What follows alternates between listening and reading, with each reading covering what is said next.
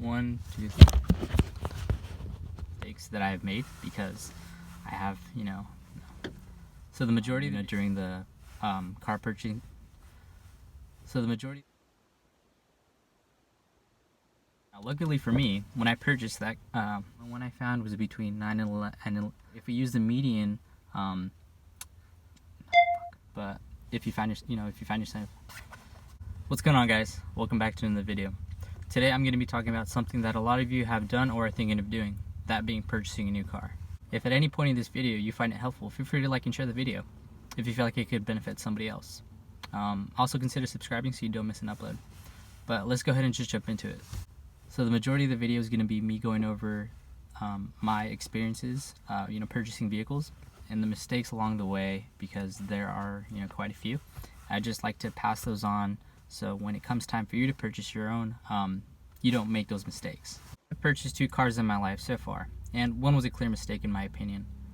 I say it's a mistake almost 3 years to the day I purchased it, because it's given me plenty of time to look back and reflect on that decision. It's one of my many mistakes, and I hope to open your eyes a bit about the topic by the end of the video. Now, being a car enthusiast, picking out the right car was stressful and time consuming. If you don't care much about cars, then you probably think it's absurd that anyone would spend that much time and put that much effort into picking out a hunk of metal on 4 wheels. But believe me, if you ask any hardcore car guy, they'll tell you that it's pretty much an extension of who they are, a way of expressing themselves, and they just like the noises it makes, which I totally get that. But at the same time, I'm not all about that mainstream car life, to be honest. The first car I purchased myself was an opportunity that kind of just presented itself in my lap. It was a 2003 Ford Mustang that I purchased for about $4,500. I needed another car to commute back and forth in, because my previous car I was in a car accident with, and it was totaled. So, I had to upgrade to something else. When I purchased this Mustang, I wasn't a car guy. I just knew it was a sports car and it looked fast. So at the time of this recording, it's actually the vehicle that I'm in right now. In my opinion, this was a good investment because it's held up, hasn't really given me any problems, and it's still a good commuter car. Second vehicle I purchased, that was both a blessing and a curse. After some time working in the auto industry, I had saved up enough money for a down payment on a newer vehicle. I'm not exaggerating when I say I spent months looking online at countless cars. It was ridiculous, to be honest. I had become a full-on car guy, and I agreed that this one had to represent me and pretty much say something about who I am, I looked at new and used cars, and I had spoken to friends and family who have gone through the car buying process before, and they all told me the same thing: stay away from new cars. Which at the time, it didn't make sense to me, because why would it be a bad thing? On paper it sounded great. It's a clean slate, it's your baby, it's not used and abused, but most importantly, the peace of mind of having a warranty. After doing some research of my own, their advice started to make sense. Taxes and fees, it sounded like the dealership is making stuff up to get you to empty your pockets. And from my understanding, there are some taxes and fees that can be negotiated or just eliminated overall. But I can't give advice on those taxes and fees because I've never gone through the process of purchasing a brand new vehicle, and I don't intend to. So back then, while I was researching, I was also surprised to find out how much value a vehicle loses as soon as you drive it off the dealership lot. I didn't find an exact value range, but the most common one I found was between 9 and 11%. And correct me if I'm wrong on that.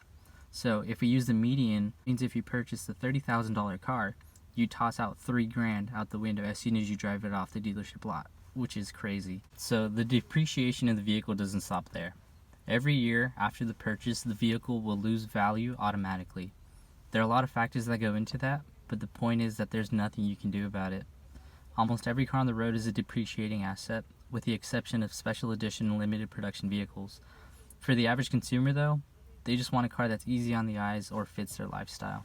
So there are also cars that depreciate a lot faster than others. For example, Toyota trucks tend to hold their value well compared to something like a newer Audi A6.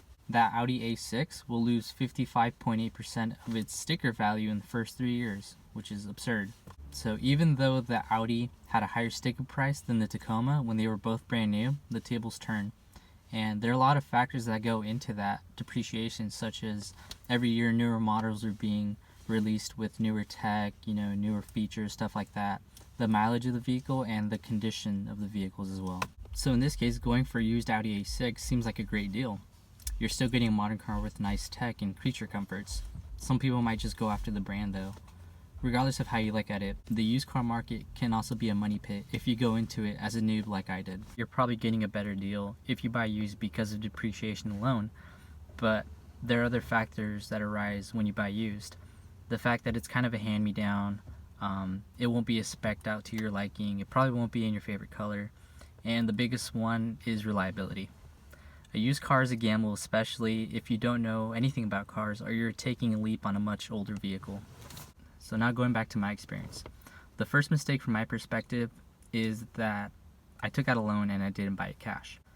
Obviously, that's absurd and far-fetched because not everybody has thousands of dollars, at their disposal ready to drop on a new vehicle. And saving takes time. It's also a big commitment. So once I found the one I wanted, I became oblivious to everything else. I had my eyes on it, and I told myself I wasn't going to leave without it. I purchased from a little mom and pop dealership, and man, did they butter me up. It was a 2006 Mustang GT. One owner, only 68,000 miles, all the bells and whistles, beautiful condition inside and out, right? Asking price, 15 grand. Now, I know, Gus, you're an idiot, but it only gets worse, so hear me out. So the salesman told me everything I wanted to hear, obviously. He hyped up the car.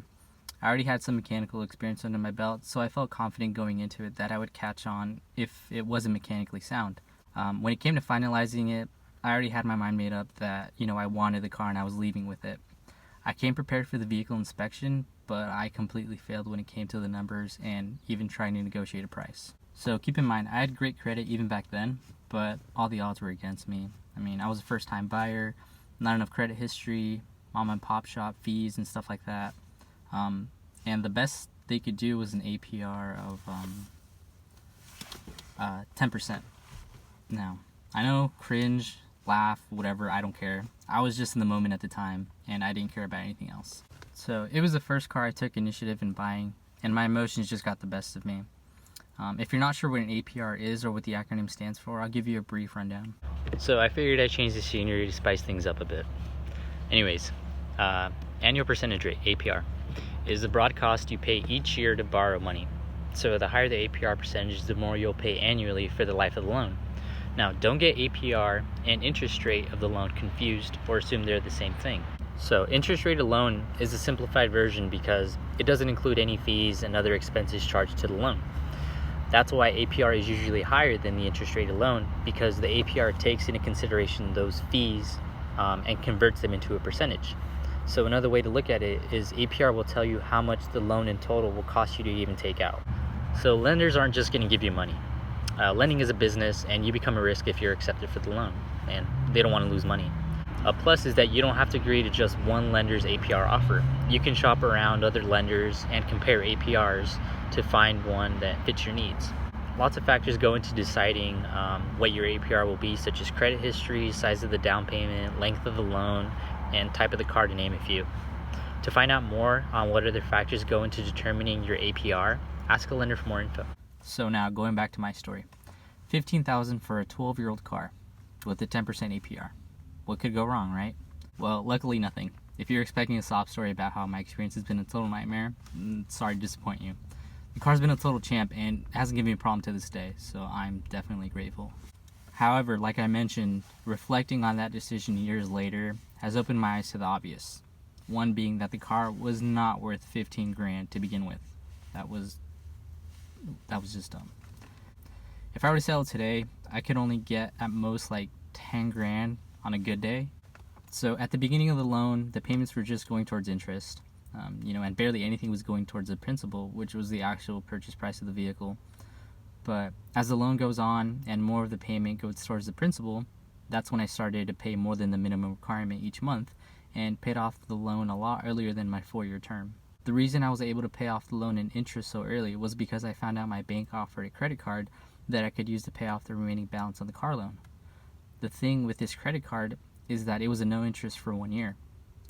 I used the promotional credit card to pay off my loan and then pay off the promotional card long before the year was over because it was just all principal at that point. So obviously, instead of taking the burden of the high APR for the rest of the loan, I did something about it and asked around. No shame in asking for help, especially when it comes down to that much money. Since it was a promotional credit card, I can't guarantee that your credit union or bank or lender will have something similar if you found yourself, in the situation that I was. But like I said, it doesn't hurt to ask. So there are other ways you can save money during the loan. Refinancing the loan to qualify for a lower APR is an option. It's basically replacing the loan for a shorter one, and since your new term is now less than when you first started, you'll have a lower interest rate and save money overall. But you will have to consult with your lender to see if you even qualify for a refinance. So because I built up the guts to ask for help, I've been able to pay off my biggest debt, and I am now debt free. Thanks to the mindset I went over in the previous video, I realized a lot when it comes to cars. Mainly that they're just a mode of transportation and nothing else at this point. No need for me to look cool or rich in a nice car and pretend to be something I'm not. In my opinion, I could have avoided that situation to begin with and be thousands of dollars ahead financially if I would have just bought a car with cash from a private party, like Craigslist or OfferUp, and just downgraded a little bit. So if I had the opportunity to go back in time, knowing what I know now, I wouldn't have made the purchase.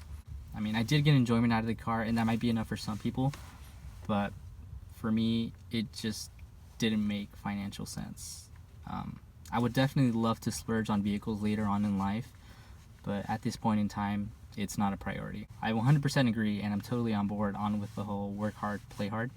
And if you still want to pursue a new car, can't pass up on an old, used one because it's your dream car, then more power to you. I'm not here to tell you what to do, only to offer insight based on my experiences. There are other ways to buy a car that don't involve you using your own money. Yep, you can have someone else buy you a car, and it's totally legal if you do it right. I'll get more into that next video, but for now, thanks for tuning in, and I'll see you in the next one.